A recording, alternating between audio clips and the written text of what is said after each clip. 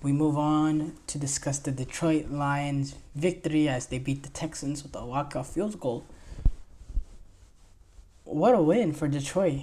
What a win. What a coming of age victory to really stamp yourself as the best team in the NFC and one of the best teams in the league. Now I can't in good conscience say they're better than Kansas City when Kansas City have won back-to-back Super Bowls, have won three of the last four Super Bowls. Um, you know, I can't in good conscience say that the Detroit Lions are better than the Kansas City Chiefs team that's 9-0 and has won three of the last four Super Bowls and has Andy Reid at the wheel with Patrick Mahomes at a quarterback. And, I can't say that. Now, has Detroit been playing better football this season? Well, not even close. Not even close.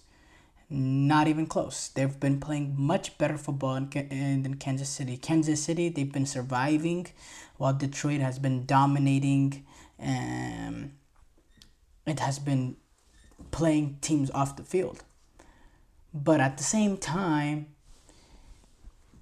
there is that factor of doing it and having of already doing it before, having that elite quarterback, having that elite head coach that have that experience. So I'm gonna give to be honest, as long as Kansas City have the best record in the league, they'll always be number one in the power rankings. They always will be. And even if they don't have the best team in the league, at the end of the day, they'll still be the favorites because of the pedigree, because of the pedigree that Kansas City has earned.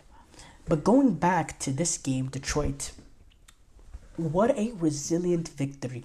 What a coming of age win. To overcome what Detroit overcame throughout this game.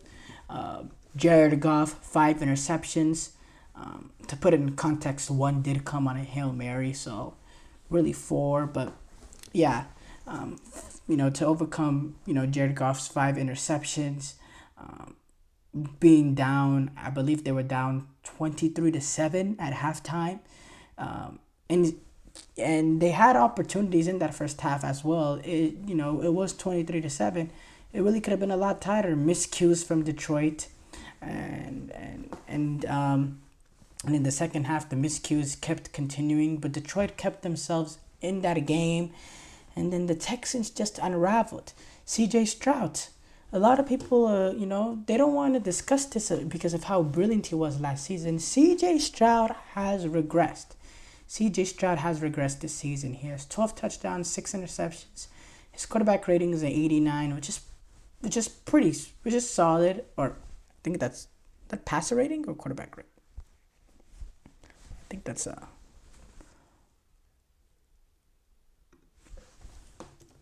that's quarterback rating.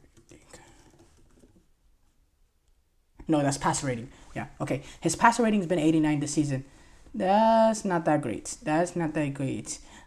His touchdown interception ratio is not bad, 2-1, but thrown for 2,371 yards. Yeah, he hasn't been great, and for a few games now, he's lacked. He hasn't had Nico Collins, Stephon Diggs, so the wide receiving core has been underwhelming. But he had 2 interceptions this game that were both on him, both underthrows. The second one was absolutely atrocious. I mean, he had him open by miles. He decides to float it. He decides to float the ball to Tank Dell. The lack of pace on the ball, or lack of velocity on the ball, brings Carlton Davis back into the mix, and purely based on how horrible the ball is, Carlton Davis is able to make a play. Because Tank Dell, he is wide open as you get in the NFL. You release the ball way earlier. CJ Stroud did, and I know he was on the run, but if you release the ball way earlier, it's a touchdown.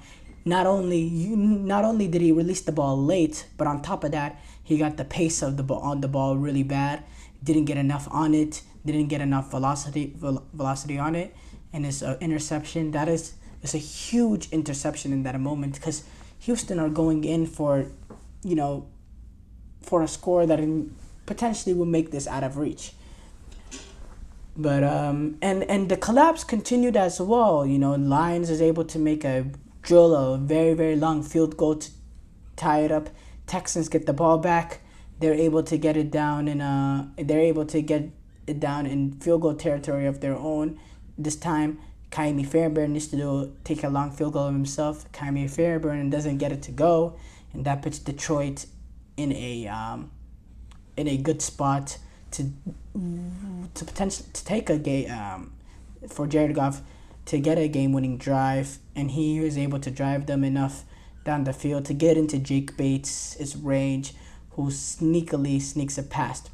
Now, this is a coming-of-age victory for Detroit. I've said this now 3 times now because their wins have been impressive this season. I thought it was really impressed with their win over the Vikings.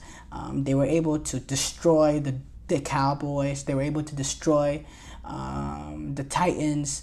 They were able to, in some ways destroy the Packers. Because, yes, the scoreline looks close, 24-14. But they dominated that game, and they dominated that Green Bay team. They were able to have these dominant victories. But I wanted to see them handle some adversity. And boy, did they go through a lot of adversity. And keep in mind, they did this all on the road in Houston, which makes it even worse. So everything is going against you. You're on the road. The crowd is against you. The mental resilience and the toughness and the psychological toughness and the continuity of the team to not collapse, to not panic. Dan Campbell, I thought he remained poised in his decision making, which, I think could be semi-questionable certain periods. I thought he was very poised as well. They were able to stay resilient, stay in the game, and get that victory. For me, hands down, their most impressive win of the season. Yes, you're going up against a Houston Texans team that is challenged offensively, but that Texans team, they got 5 interceptions. They've been playing some good defense this season, and are arguably a top 5 defense. I thought they made Josh Allen look mediocre. Jordan Love, they were able to pick him off a few times. Yes, the Packers won that game, but they limited that Packers offense. The Texans defense is a solid unit, but Detroit was able to hang in there and get the result and get that victory. And yeah, look, that's a Super Bowl winning type of performance right there. That's a team that legitimately proved they can win the Super Bowl. Because we know they have the talent, we know they have the pedigree, but do they have that mental resilience? Because in the playoffs, you'll go through those games that you need to make one play to save yourself. You need to come back. You need to lead a game-winning drive. There will be those tight moments in the playoffs, and you'll need to be resilient. And the way that they were tested and the way that they passed the test in flying colors, look, for me, they're legit contenders.